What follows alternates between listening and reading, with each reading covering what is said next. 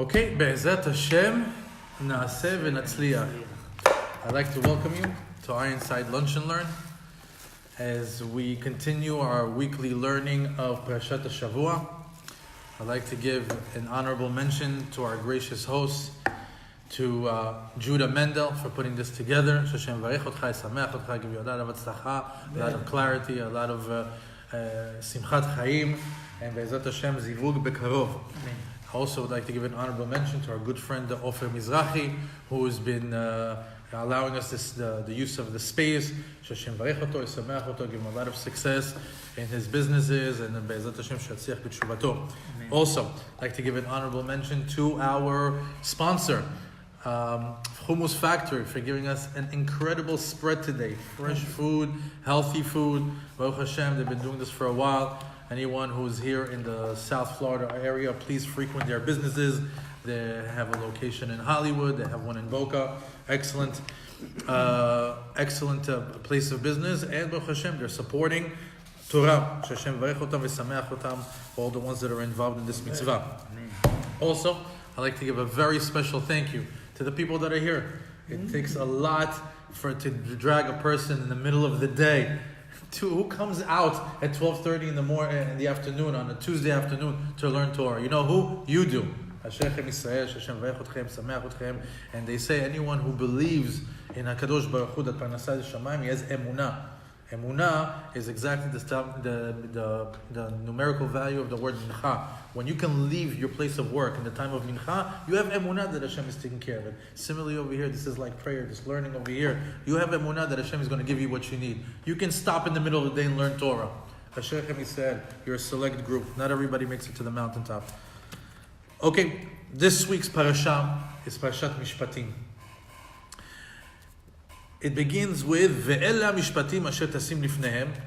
We read the first pasuk directly from the parasha. Ve'ela Mishpatim asher tasim lifnehem. So, anytime that you see the letter Vav in the beginning of a sentence, you know by grammar that you can't start a sentence with and, right? It's grammatically incorrect.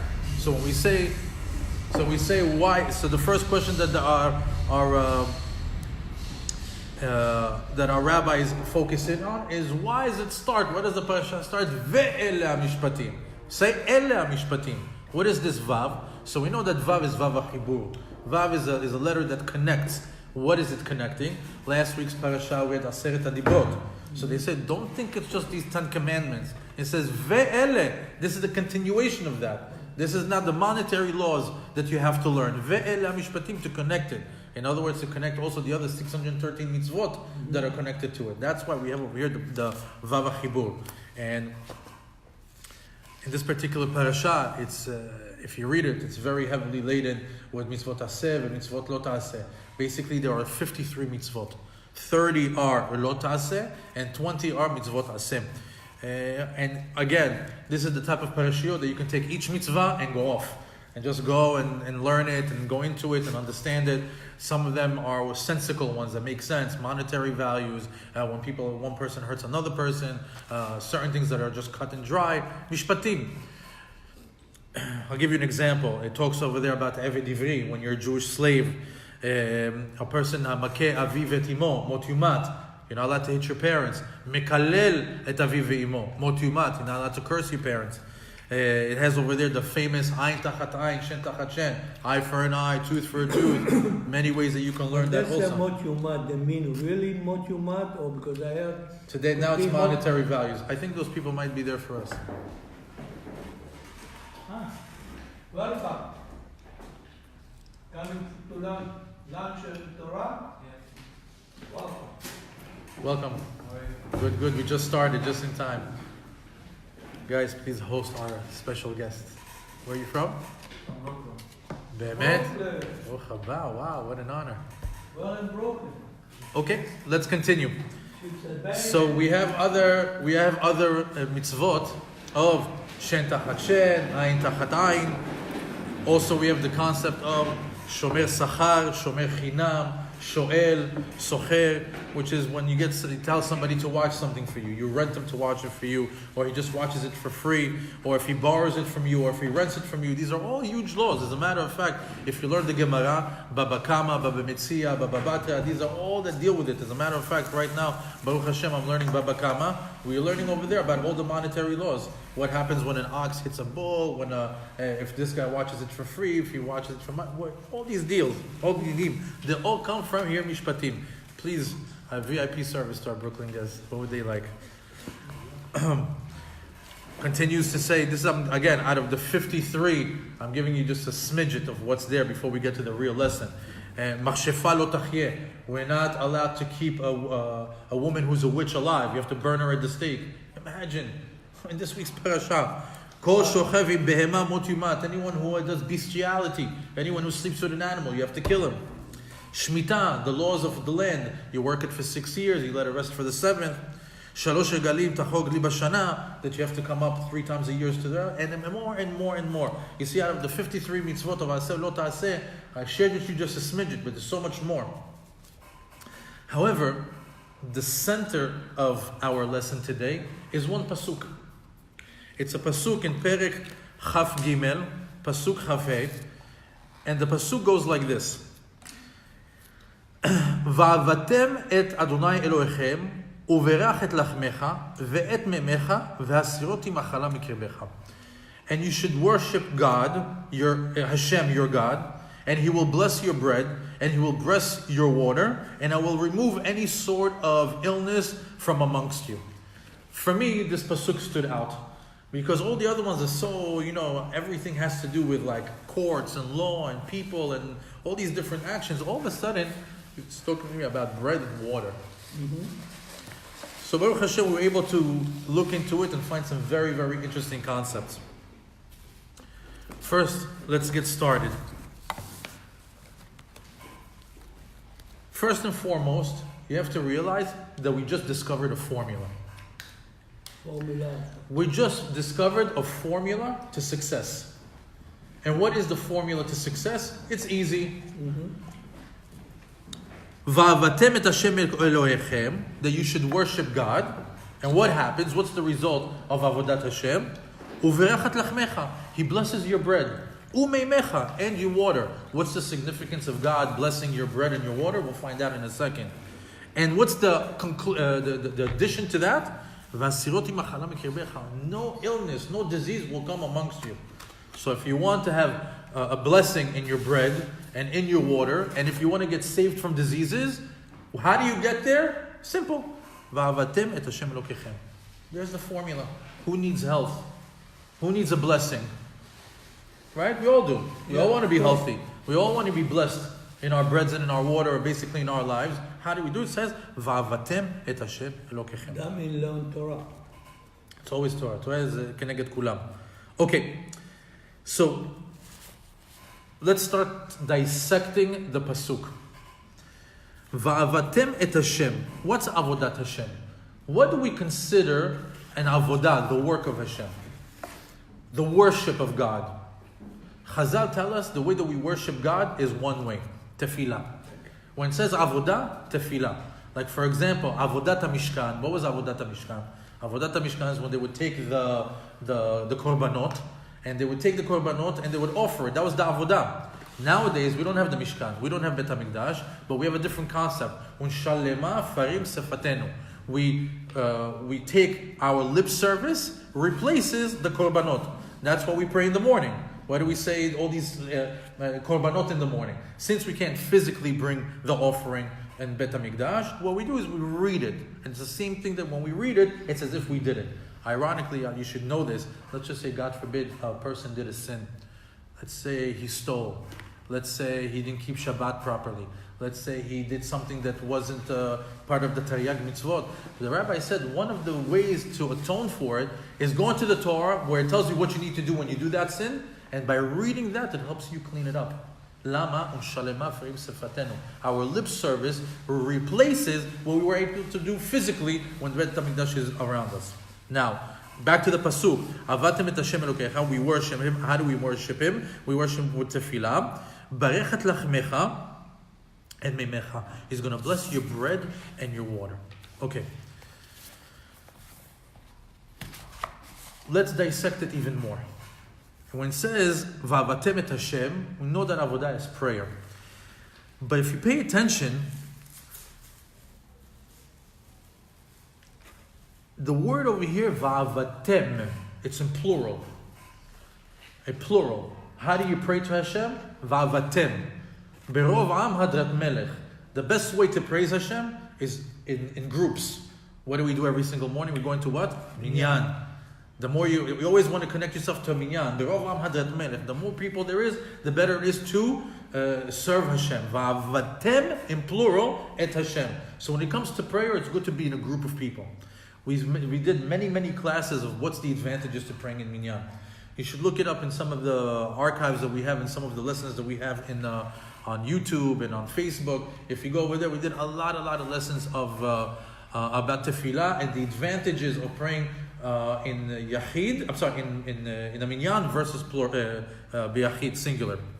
The second part of the pasuk, remember the first part says Va'avatem, that's in plural. The second part says Uverach et lachmecha et memecha. Lachmecha, memecha is singular. Your bread, your water. Why did the pasuk start off in plural and then it ends up in singular? So there's a unique blessing that a person gets when he prays in a group. You know why? Sometimes you don't merit what you're supposed to get. But because you're part of a group, what happens? It's almost like the law of averages. Hashem takes the tzaddik over there, the rasha over there, the benoni, this and that. All of a sudden you reach a certain level in this group. And he gives you a beracha on a singular, et lachmecha et memecha, meaning what you deserve on your own, you get. You get the segula, or you get the credit for praying as a group, so you merit the beracha, but each person gets what he deserves. Memecha, your water. Lachmecha, your bread. Each one is separate. As a matter of fact, the reward is given on individual needs. As a matter of fact, there's another pasuk that hints to that. How many times we say Asher Shvei V'techa a day? 3 times. They say anybody who says Asher Shvei V'techa 3 times a day merits to Olam Haba. We say 2 in Shachrit and we say 1 in Mincha. Keep that in mind. It's a beautiful tefillah if you learn it in depth. It says, "Einei kol elecha yisaberu, v'ata noten lam tochlam be'ito." Right? Then we say, "Potech et yadecha." Right? Mm-hmm. So pay attention to the language here again. "Einei kol elecha yisaberu." The eyes of all are going to turn to you. Here we are, plural. V'ata noten lam tochlam be'ito. What is be'ito? His time. Again, what happened? We turn into singular. He says that's how it is. Hashem gives each person what he gets at the proper time. Ba'ito, in his time. Not ba'itam. Yeah. In other words, every single person has something coming to him, but it's at the right time, and each one has their own reward. So it says over here, disconnected pasuk, Va'avatem et Hashem, is to show you that we come and pray together, but each one of us gets their reward individually according to what they need at the time that is right for it. Okay.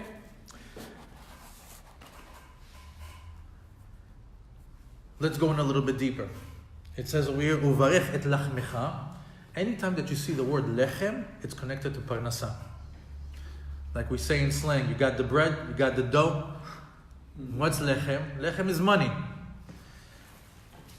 When it says meimecha, anywhere that you see maim corresponds to what? Torah. Uverechat lachmecha, that's your parnasa. Et meimecha, your Torah learning. And that's the balance of a Jew. We always want to be what? We want to have enough money to get what we need, to live, to pay our bills, to get the things that we need. But we also want the balance. So look, when we ask for the bread, we also ask for the water. When we ask for the parnasa, we also ask for the spirituality. It says, and by asking for the parnasa and the Torah learning, and you have a balance in your life, what's the guarantee? And when you have your parnasa, the lechem, the right way, and when you have your mind, the Torah the right way, you're guaranteed no diseases, no health issues. Okay.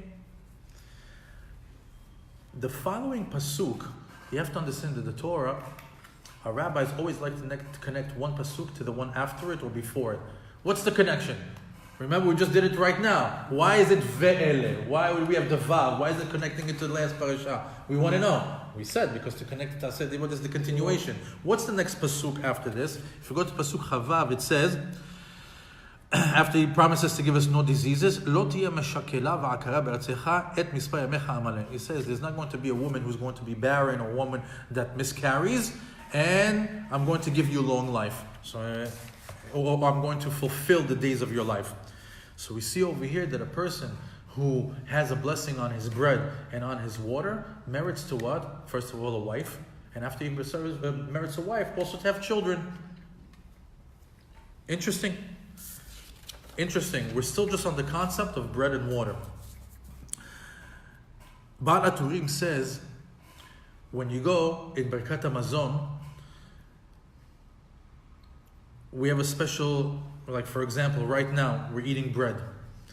What is it? In a little bit, I'll give you a little bit more insight on the blessing of the bread and how it's connected. But apparently water and bread have blessings in them.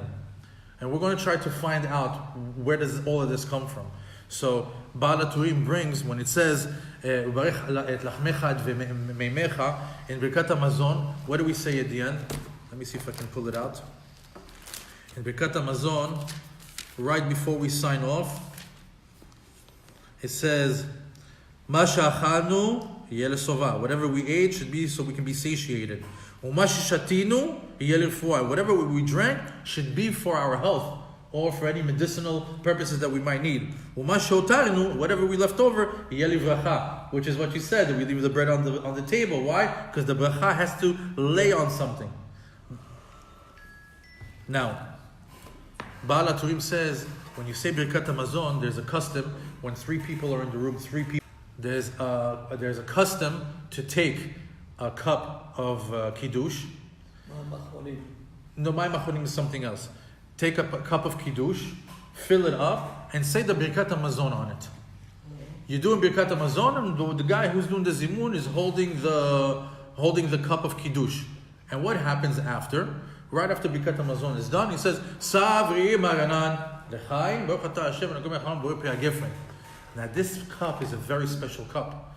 You take that cup and you pass it to your wife. Meshager et takos liishto. Why? That cup has over there tons of blessings for Periyah Verivya, for children, for health. So we see with wine or with water? Wine. With wine. Geffen is wine, yes. So it says, Baal HaTurim says, he says that when you bless on your bread, when you bless on your water, you do Birkat HaMazon, and you give the cup to your wife over there, there's a lot of bracha, and anybody who drinks from that cup also has a tremendous amount of sigur. There's a lot of people that take that cup from shul and bring it back to their wives so they can drink it. The cup of Birkat HaMazon is not so simple. There's a lot of brachot over there.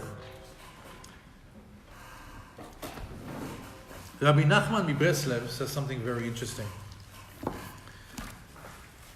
He has a section that talks about achila. About achila. It says,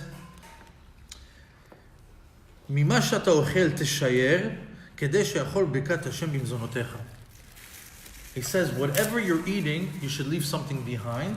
Why? Kedei she'achol birkat Hashem b'mzonotecha. So that God's blessing may imbue your food. In other words, you should know that the way Jews eat, we don't eat to the last morsel. We have to leave something behind. There has to be something left behind. Don't take the last bite. Hold yourself back. Leave it on the table. You know why? Because when you say the bracha achrona, when you say Birkat HaMazon, we know where the blessing goes. It has to go into something. It goes on that.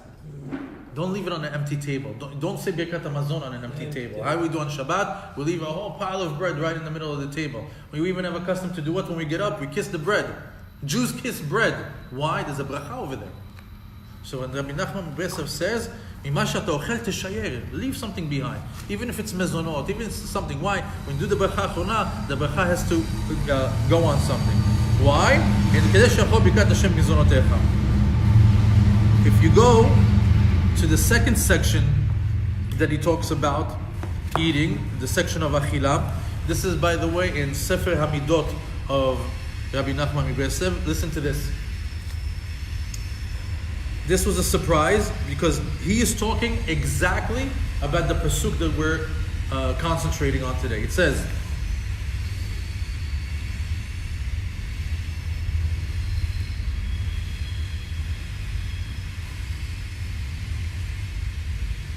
Achila u'shtiya ba al yedei chok u'mishpat. It says that a person merits to have food and drink through law and justice, which is very connected to our pasuk. We said we're talking about lechem and mayim, achila v'shtiya. How does a person merit to get bread and drinking? Through law and justice.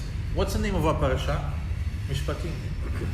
Rabbi Nachman says when there's law and justice, a person can merit, or he plays by the law, he looks, searches for justice, he merits to have bread and water. Which, by the way, nowadays, Baruch Hashem, there's shefa everywhere, supermarkets, organic, non-organic, whatever you want, Oriental food, Jewish food, Israeli food, Chinese food, there's everywhere. Back in the days, food wasn't so simple. Agricultural life was, waking up at 5 o'clock in the morning, working the land, planting, watering, waiting. Is it a good crop? Not a good crop? Will it survive? Will it last? Will it rot? Worms? So many different things. So in order for you to have water and bread, you have to be an honest man. That's what gives you the bitachon, the security that you're going to be able to have food on your table.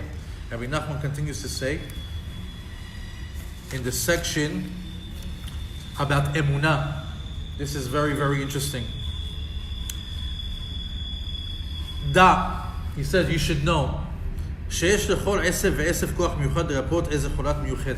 Know that in the world there are a lot of different grasses and weeds and plants that have a lot of medicinal purposes. In other words, the world has certain plants that can heal a human being. All the refuah is in the plants. He says, but you know who that's for? You know which guy needs to go eat that grass and eat that leaf and search for that special medicine that comes from grass?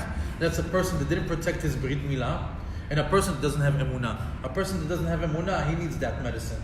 A person who doesn't protect his brit, he has no protection. He needs to go find these special plants. Okay,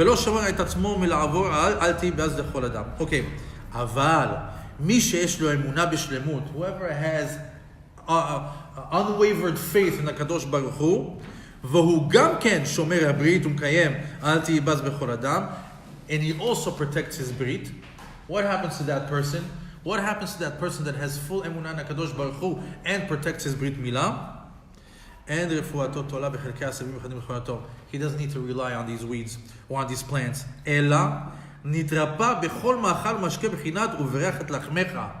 He says he gets every type of healing in the world from where? From the pasuk that we're learning. In other words, a person who protects his brit and a person who has emunah, you know what he needs to do? He takes this pita. But in reality, it's not exactly like that. It's exactly like that. It's exactly like that. We do have in this week's parasha, Rapot Tirapeh. There's a pasuk that ends Rapot Tirapeh, and we learn from that we have permission nowadays to go to doctors for healing. Yes, but you should understand, there's another plan for health. Yeah, you can go to the doctor, no question. But there's a person out there that has such strong emunah in Kadosh Baruch Hu and has protected his brit his whole life that all he needs to do is eat this. He eats the pita, he drinks the water, and he's good to go. Or he has a sickness, lo aleinu velo alechem, he drinks the pita, eats the pita, he drinks the water, and it goes away. Rabbi Nachman says that to us, and he says, "Ve'en tzarich lamtin ad shitremu asavim chadim lefuato." He doesn't need to wait until they find this certain wheat for him. Uverachet lachmecha et memecha. Look at the strength of bread and water. Let's continue. It says, the Magid Yesharim says, this is totally nowadays, it says, doctors say that bread is bad. Nowadays, bread is the enemy. Carbs, sugars. It's not like you used to do bread a long time ago. Right. Oh, it's also, what's water? Water is so plain. No, you know what you need? You need vitamin water. You need water with electrolytes. You need water with flavor. All of a sudden, regular water is no good. You got to have water that's has some sort of edge to it. Lechem, no bread. Eat all the vegetables in the world. Eat all the fish in the world. Stay away from bread. That's not what we believe. That's not what this pasuk tells us. Eat your bread, drink your water. That's where your health is coming from. Now,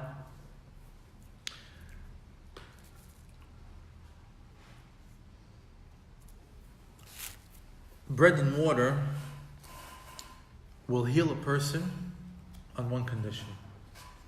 If the person is kosher. Meaning all this magic formula that I gave you, that if you eat your bread and you drink your water and you get saved from machalot, there's a condition. Hashem says, but you got to give me something. What? You got to be kosher. You got to be on the straight and narrow. You got to do the right thing by me. So it says, what's kosher? It says that your masao matan has to be kosher. The way you do business has to be kosher. It says, lachmecha is your bread. How do you earn your bread? Right? Let's say, for example, I took this bread right now, it's on my table. Or Friday night, I go and I come back from Kosher Central, $500 worth of food for Shabbat. Psh, wow. You know, this is Kibbutz Shabbat. I'm honoring the Shabbat. But how did I get that 500? Did I work for every penny honestly? Or did I sketch a guy over there? I took, I was supposed to take 200, I took 500. This guy, I was to charge him high, charge him low. And was a little bit sneaky there, sneaky there. How much of that $500 of Shabbat food was honest? Only 200? So what happened? 300 is gezel on my table. So what does it say? Lachmecha, you have to be kosher business. Not honest allowed to business. make any business there. No. Every business has a kosher way of doing it. We're talking about if somebody's sly. If you're not sly, you have nothing to worry about. If you're good, you're good. And everybody knows in their heart. Okay? But don't worry. You're a tzaddik. Look where you are. You're worried about the business. Now, if you earn it honestly, then that bread has that magic. That lachmecha has the magic to make away all the machalot go away. However, if you didn't and you're eating that bread that came through gezel, what happens? It helps the diseases. All of a sudden, yes, carbs, yes, sugars, yes, processed food, yes, all that mezikin in the food. Now you have permission, lazik. You have permission to hurt. But if it's honestly, eat as much as you want. Hashem's not going to let nothing enter that system. Now,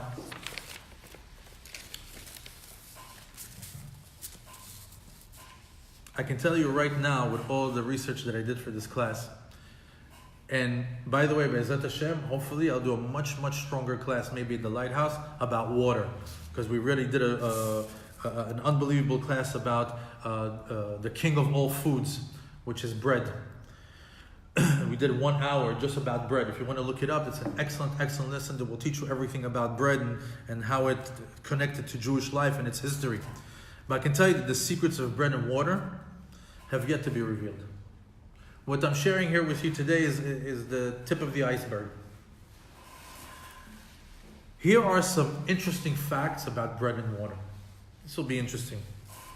One, you should know, like I just mentioned, that this food right here, bread, it's the king of all foods. Mm-hmm. This has more respect and more honor in the Jewish menu, in a Jew's life, more than any bread on the table. How do we know that? Because Chachamim told us that when it comes to a table that's filled with food, you have to follow a rule. What's the rule? Maga esh. What's maga esh? Motzi, gefen, etz, adama, she'akol. When you have all the foods in front of you, what do you bless first? Mem. Maga esh. Let's do the mem. It's either you do motzi lechem min haaretz or you do mezonot. The next thing on the table, if you have gefen, a bottle of wine, gefen. After that, etz. After that, adama. After that, she'akol. So when you ever find yourself in a seudah, the right way to do is to see that you give each food its proper honor. But why does the bread have such high ranking? Well,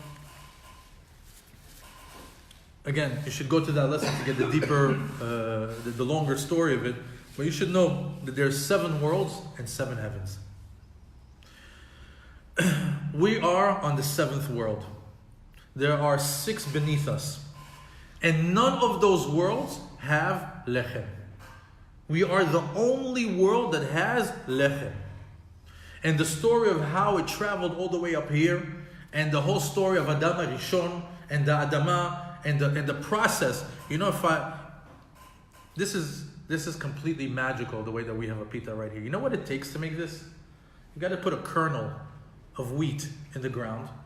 It has to decompose until it grows completely into a new stalk. It grows. After that, you have to separate it. All the malachot Shabbat that we're not allowed to do.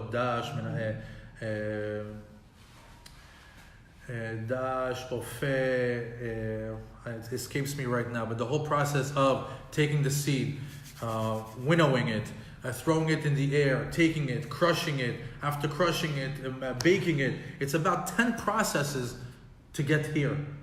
It's very, very difficult to get this. If I didn't know how to make bread and somebody showed me the process, I thought they made magic. And the fact that it's even edible. The bread has a history of how it got to this level.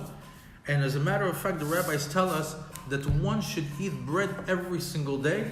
And that eating of bread every single day is called Parashat Shachrit.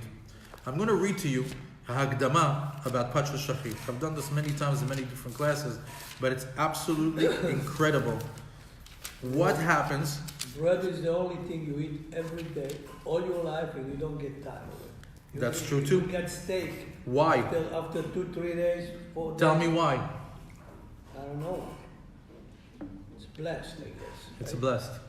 It's one of the Shiva Minim, one of the 7 species. Who's in charge of the 7 species? HaKadosh Baruch Hu.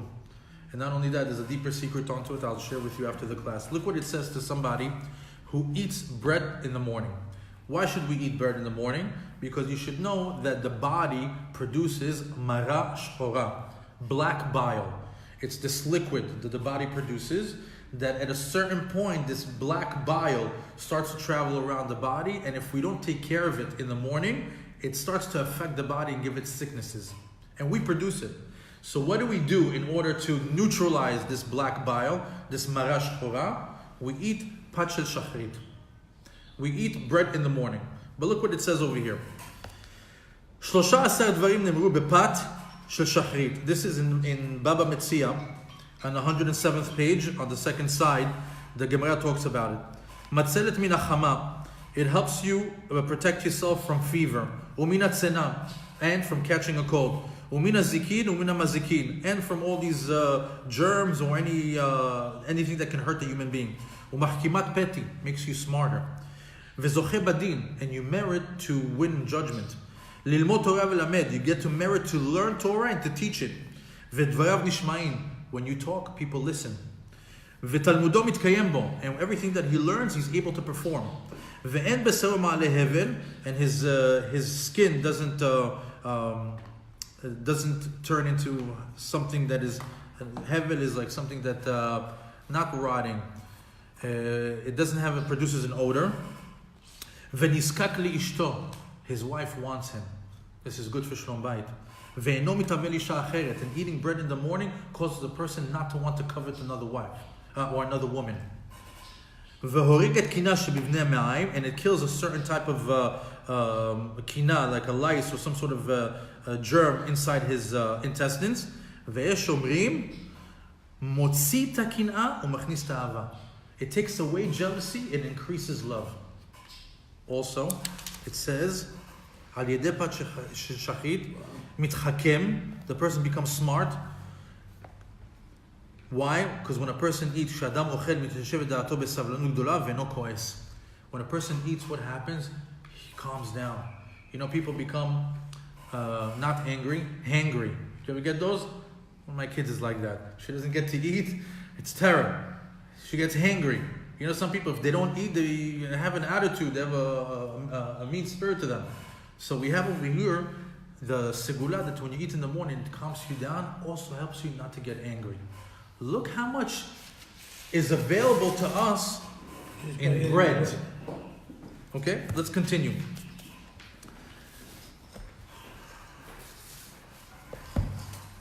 bread, like we said, welcome. Bread, like we said, is connected to parnasa. It's connected to a person's livelihood. So we see in Sefer Bereshit, it says in Perek Tet Pasuk Lamed Vav. Shlomo, you want to wash your hands? I did. Thank you.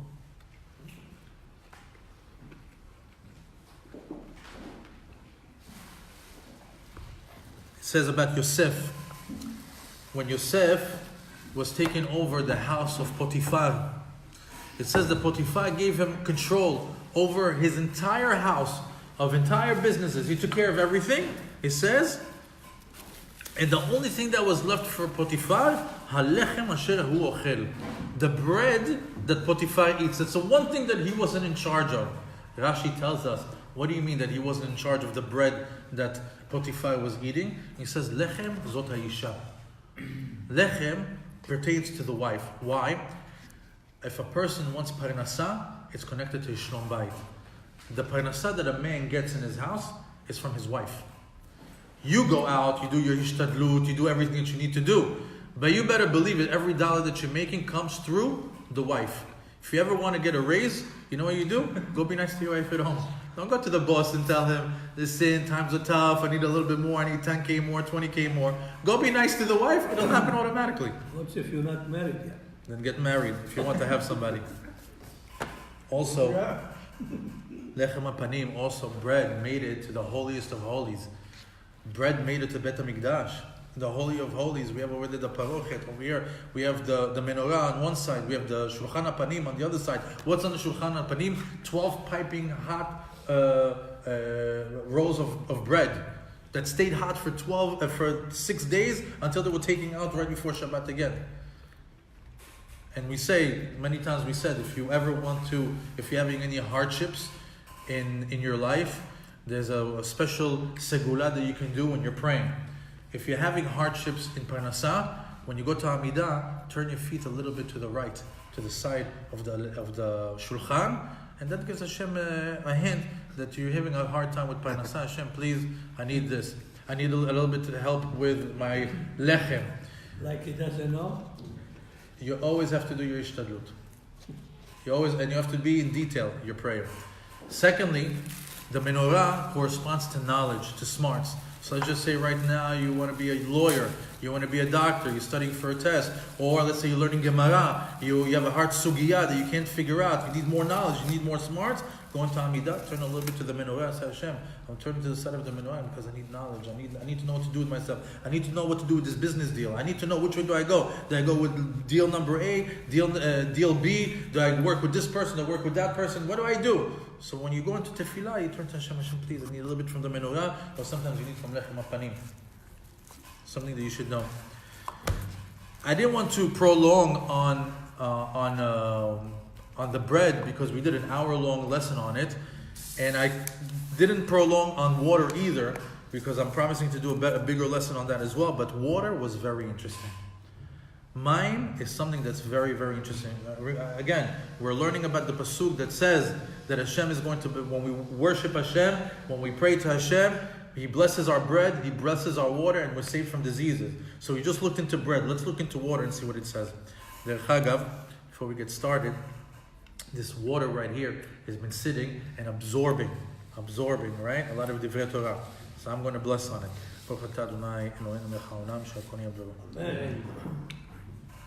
In a minute, you'll see why. Let's go to the beginning. Water. How do we have water on this planet? Well, 6 days of creation. On the second day, Hashem separated between the upper waters and the lower waters. Newsflash, it's the one day there was nothing created. Actually, what they said, the Midrash says that Gehenom was created on Monday, because Monday is the first day of Machloket, the Machloket that was between the sun and the moon, Machloket when the waters got separated, separation. But you should know that nothing was created on Monday. On Yom Sheni, the upper waters got separated from the lower waters. You know what that means? that there was water already. Where? In space. There, this whole search for life that NASA is doing. All these meteors and all these planets that they're looking for. What are they looking for? They're looking for water. Why? Because water is life. So what happened on Yom Sheni is there was water in the Shamayim. By the way, that's why it's called Shamayim. Sham-Mayim. Over there is water. And he separated from the waters that stayed in the heavens and gave us water to be here in the lower waters. Now, ironically also, when you see sometimes these falling stars, the Gemara calls it Kochav Shavit, these meteors. The water, both the upper and the lower waters have the same purity. It doesn't make a difference, right? Yes. I'll give you a little bit more background on it. The water here is called Mayim Bochim, crying waters. And the waters in the heavens are the pure waters. So they say, why is it Mayim Bochim? Because the water came to Hashem and complained. They say, we're crying. Why do we have to be so far away from you? Why do we have to be so far away from you? We want to be next to you. How come they get to be next to you and we're over here? So how did the Kadosh Baruch Hu console the crying waters that are here? You know what? It's connected because we're talking about bread, water, and now we're going to talk about salt. Kadosh Baruch Hu told him all the salt of the world is going to come from the ocean. Even though that we can get some from mountains as well, but most of the salt of the water comes from the oceans. He says, I'm going to make it that every one of the korbanot on Bet HaMikdash is going to require to have a salt on it. And he says, and that's the way you're going to come back to me. He said, oh wow, we're going to be part of the holy nation of Am Yisrael, bringing korbanot HaKadosh Baruch Hu in Bet HaMikdash. They got consoled. Ironically, if you know the chapter in Tehillim, Al Naharot Bavel Sham Yashavnu Gam Bachinu. What happened? There's a perek in Tehillim that talks about the Jewish people when they got exiled from Jerusalem, and they went and they sat by a river of Babylon, and they sat over there and they started crying. Out of all places to cry, you're going to the river of Babylon. You're going to a body of water. Go cry in the corner. Go cry in the house. Go cry in a mountain. Why did they go? Because they said, you are the crying waters. You know what it feels like to be far away from HaKadosh Baruch Hu. You know what it's like to be far from God and from Bet HaMikdash. We're like you right now. We don't have Bet HaMikdash. We don't have a way to connect to Hashem. That specific chapter in Tehillim, Sham Bachinu, why are they crying? And why did they go over there? Because the water understands the feeling of that Jew at that moment. Interesting point. So now that the waters got separated, we have the heavenly waters and the lower waters, and also the meteors. The meteors, they carry water on them. When they come down, they have huge amounts of water on them. That's if you speak to scientists, they'll tell you that's how some of the waters have made it over here. So we see that water comes from the Shamayim, and scientists are in search of water in space. It sounds like God is in the sky. Right? He is. He's 7 heavens or 7 worlds above us. Each world is 500 walking years, then a distance from one another, and each one is 7 times bigger than the other. So imagine this planet, 7 times bigger, 7 times bigger than that, 7 times bigger than that, 7 times bigger than that, and that's where Kisei HaKavod is. As a matter of fact, speaking of water, in this week's parasha, now that the Jews are in the desert, what are we going to talk about? We're going to talk about Be'er Miriam. Be'er Miriam, imagine a rolling rock. A rock that rolls, not the beer rolling rock, but a rolling rock that used to go with them in the desert and used to give them water. What kind of water? Anything that you drink from it tastes like anything that you want. Coke, Fanta, champagne, whatever you want. It's like the man. Like the man. But an interesting thing about Be'er Miriam, it says that after the Jews left the desert and went to Eretz Yisrael, where did this Be'er go to? This one that's rolling with them in the desert, where did it go? The rabbis tell us that it went to Tiberia, to the Tiberias river. Is it a river? No. It's, Lake Tiberias. That it's over there. And they have rabbis in the Gemara that would go over there searching for it. For what? One, to heal. There's stories where people would go in with skin lesions, they would dip, they come out, healed. The Arizal took his student, Chaim Vital, Harav Chaim Vital, to Tveria. He took him to the northern part, and he let him drink. And he let him drink from the waters of Be'er Miriam in order to what? To give him chokhmah and zikaron, memory. And he was able to absorb all of the learning that he gave him over in a span of about 18 months. And everything that we have from the Arizal is from his student that he wrote it down. The Arizal never wrote down anything. From where? From Be'er Miriam. Rabbis tell us that this Be'er Miriam is available to us today as well. When? Every Motzei Shabbat, this Be'er Miriam travels the entire world. Everywhere. And they say that there's a good custom during Motzei Shabbat, after Havdalah, to go have a drink of water. If you can get it from a lake, from a river, but even in your faucet at home, or even from your fridge, you don't know if Be'er Miriam was over there. It's a good custom to go and drink that water, and if the time comes that you merit to drinking the water of Be'er Miriam, you merit refuah, you merit zikaron, you merit chokhmah. From what? From water. From water.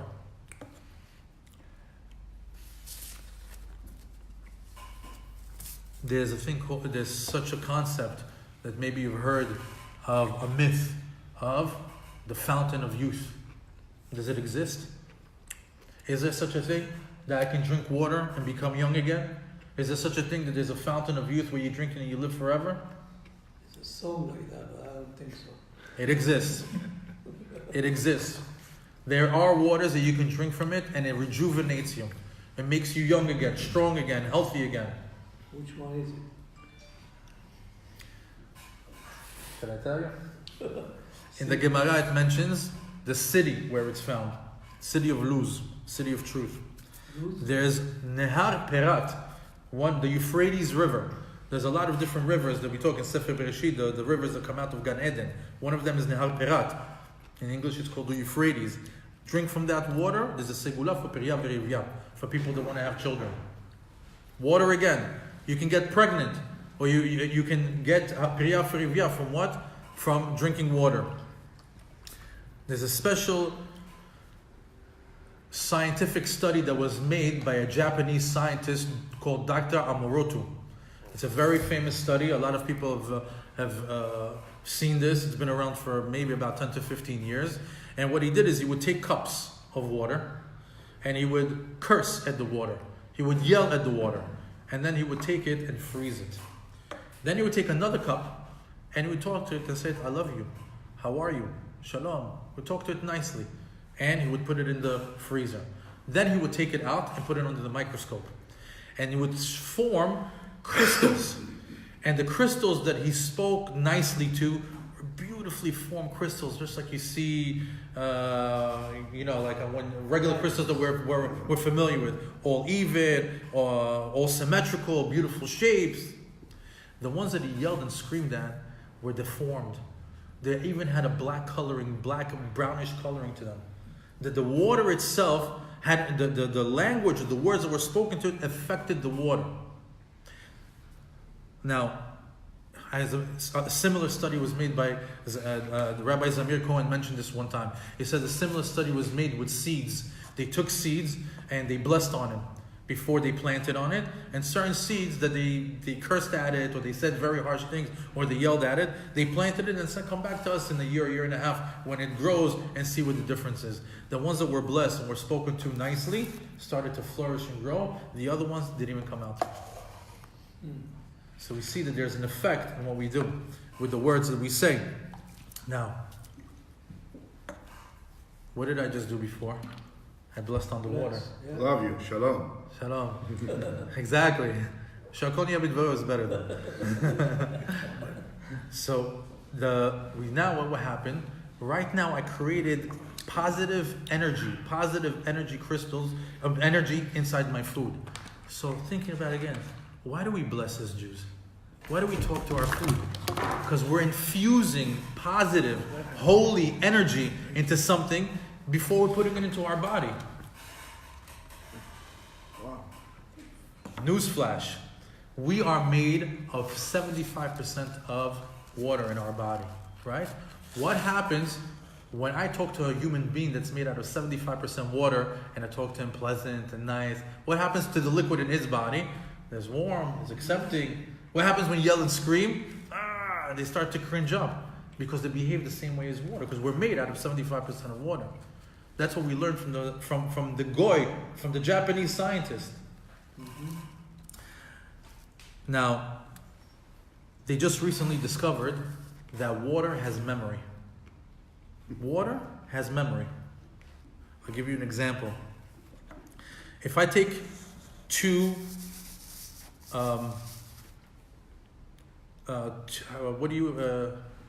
urns, 2 urns of water, what do you warm tea with? What do you call it? Kettle? 2 kettles. Two tea kettles, right? 2 identical tea kettles. I warm this one up till it's boiling, and then I let it calm down. All right, room temperature. I come back tomorrow, let's say. They're both in the same room temperature. I turn both of those tea kettles on. Which one is going to boil up first? The one that I boiled yesterday. Water that was boiled before gets hot faster. They find out that water has memory, that it can reach a boiling point faster than the one that's never been boiled before. Interesting. Rabbi Pinto had an unbelievable chidush on this. He says that's Ba'alei Tshuva. You know, Ba'alei Tshuva, people that come back to HaKadosh Baruch Hu, what happens? They get hot, they get cold. They get hot, they go. Sometimes, they're all about it. They're all about Torah, mitzvot, they go to shul, they go study. No, it's like, dip. They're out of it, back to TV, Facebook. I don't know, I'm not feeling it. They need like a holiday, or they need like an awesome class to bring them back. He says, but take that guy, he's just like that kettle of water. The minute you give him another chidush, what happens? Comes right back up. He says, once he was warmed up before, he can come right back a lot faster than the one who was never warmed up before. That's a beautiful chidush on Ba'alei Tshuva. Another thing, says when Moshe, we're just going to talk about a few things about the water that's happening in this time where the Jews are in the desert. It says, when Moshe hika basela. What's Moshe hika basela? Moshe hit the rock, vayitze mimenu mayim, and water came out of it. I ask you, how is it possible that water comes out of a rock? So the rabbis tell us that there are streams of water traveling underneath the ground. They travel through mountains. The way that water reaches lakes or different bodies of water is that there's like these highways of water that travel through the mountains. And one of the claims that the Jewish people had on Moshe says, oh, you know what, you were a sheep herder for many years. You know all these little rivers. You hit this specific spot. That's why you know where the water is here. Go hit over there. And that's one of the things the Midrash says, that they made him move to a different spot. And Moshe hika basela, vayitze mimenu mayim. Now, you have to understand, we just asked a rock to produce water. How is it possible that a rock can produce water? So you should understand that every single thing on the planet has 4 elements within it. Us, the rocks, the trees, everything has the 4 elements of fire, water, wind, and Esh, and earth. We all have it. The rock has more earth, right? The ocean has more water. We all have the elements, but one is more prominent. So when Moshe came and hit the rock, he's telling them, listen, do a Kiddush Hashem. I know you're a rock. Do the complete opposite of who you are, just so they can be a Kiddush Hashem, so they can believe in Hashem and in Moshe Rabbeinu. What did the rock say? For God, I turned myself from rock into water. In other words, we learn from here that the lesson with Moshe Rabbeinu was he telling us, even if you're a rock, even if you're dry, even if it's completely against of who you are, what's the whole challenge of being a Jew? That you go against your nature to do what Hashem wants you to do. Another small lesson from the time when the Jews are in the desert. Now, Ben Ish Chai, this is, and with this I'll conclude, gave something very interesting. Did you ever see people spill the top of their drink before they drink it? Me, I know this custom from the movies. Back in the days, we used to see the movies, and you see that lo aleinu lo alechem, those people, those gangsters, before they would drink their 40 ounce of beer, they would spill a little bit on the ground, and then they would drink it. They didn't understand. So it was for my dead homie, or for somebody who passed away. That was like the cheers that you give them. Ben Ish Chai said something incredible. He says that there are spirits in the world.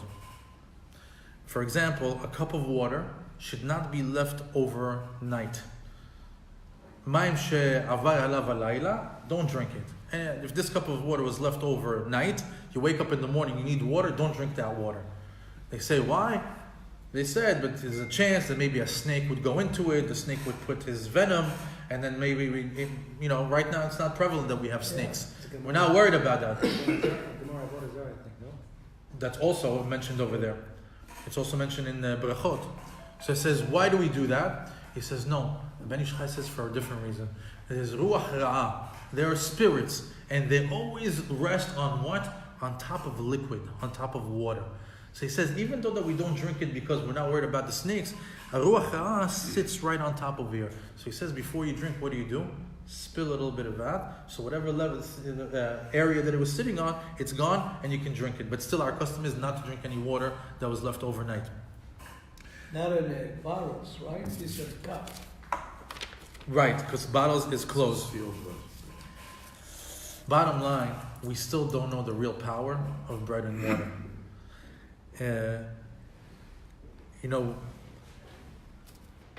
Without water, there is no life. Science will tell you. What are they looking for in space? They're looking for a planet that has water, because water can sustain life. Mm-hmm. Without water, there is no life. What is water? Torah. Without Torah, there's no life. Without Torah, there is no life. Especially for a Jew. This is how we get our spiritual sustenance. Yes, we just eat the bread for the body. We drink the water for the body. But what keeps the neshama going? The mind. What's the mind? The Torah. Remember the formula. We learned a very important formula. Avodah, right? Which we said that we worship Hashem, we pray to Hashem. As soon as you get connected to a community and you're praying and you're kosher and you're doing everything the right way, the bread is blessed. What did we find out about the bread today? How many things can we get out of the bread?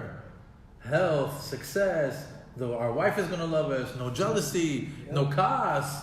Wow! What did we learn about the water? What about that it can memory, all these different things that you can get just from bread and water, that you don't need any medicine. A person that has emunah protects his breed. What? Bread and water is all that he needs for his health. If we want money, if we want health, if we want to have a wife, if we want to have priya v'rivya, if you want to have a family, if you want to have memory, if we want to have protection, if you want to have love, if we want to have Torah, it's the simple things in life that hold all of life's secret. Lechem v'mayim. Be'ezat Hashem, that we should merit that all we need is bread and water to get all the necessary things that we need to be successful in our life. Shabbat shalom and v'rach. Hashem v'ayich otchem sameach otchem.